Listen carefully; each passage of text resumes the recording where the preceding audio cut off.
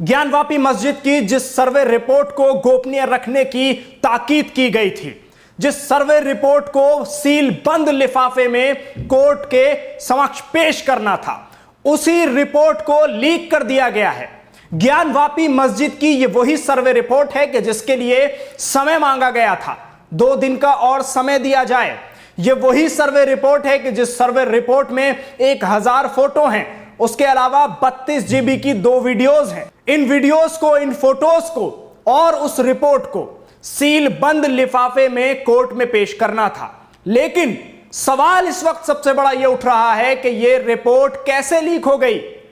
दावा यह किया जा रहा है, कहा जा रहा है खबरों के अनुसार कि इस रिपोर्ट को जो याचिकाकर्ता पक्ष के वकील हैं उनके जरिए भेजा गया है, उनके जरिए सार्वजनिक किया गया है। पब्लिक डोमेन में कैसे यह रिपोर्ट आ गई, यह किस तरह से एक ऐसे मजाक बनाया जा रहा है कि जब कोर्ट ने यह बात कह दी है कि ज्ञानवापी मस्जिद का जो ये पूरा सर्वे हुआ है मस्जिद परिसर का, उस मस्जिद परिसर के सर्वे की इस रिपोर्ट को गोपनीय रखा जाएगा, पूरी तरह से सीलबंद लिफाफे में रिपोर्ट पेश की जाएगी, तो फिर कैसे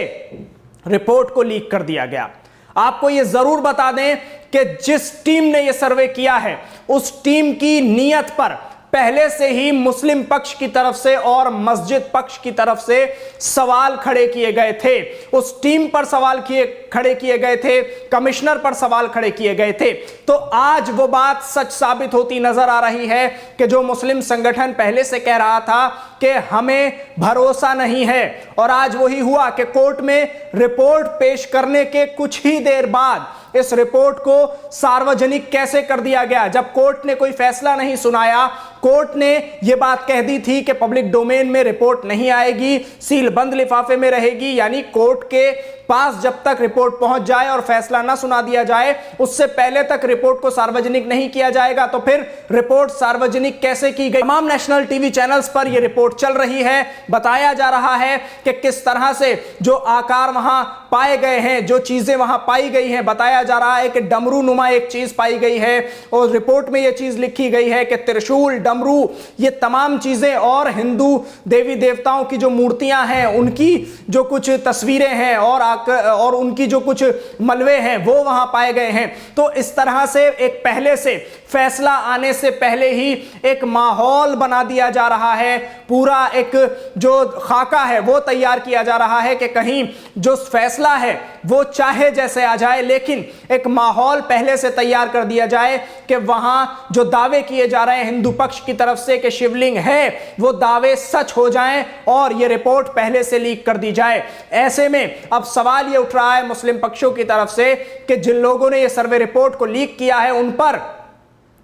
क्या कार्रवाई की जाएगी और किस तरह से उन लोगों को सजा दी जाएगी, क्योंकि भावनाओं को आहत करने वाली चीज यहां पर देखने को मिली है, क्योंकि पहले से पहले ही सर्वे रिपोर्ट को लीक कर दिया गया। हालांकि मुस्लिम पक्ष इस बात को पहले ही कह चुका था कि हमें सर्वे टीम पर बिल्कुल भरोसा नहीं है, जो सर्वे टीम आई है उस पर हमें भरोसा नहीं है, उनकी नीयत पर भरोसा नहीं है। लेकिन सर्वे मुकम्मल हुआ, 3 दिन तक मुकम्मल सर्वे चला। उसी बीच उसके बाद किस तरह से सुप्रीम कोर्ट में सुनवाई हुई 17 तारीख को, सुप्रीम कोर्ट ने किस तरह से सवाल जवाब किए मुस्लिम पक्ष से और वकील से,